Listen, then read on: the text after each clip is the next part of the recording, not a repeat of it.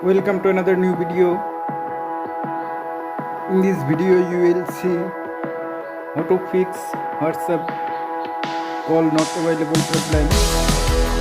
Please follow complete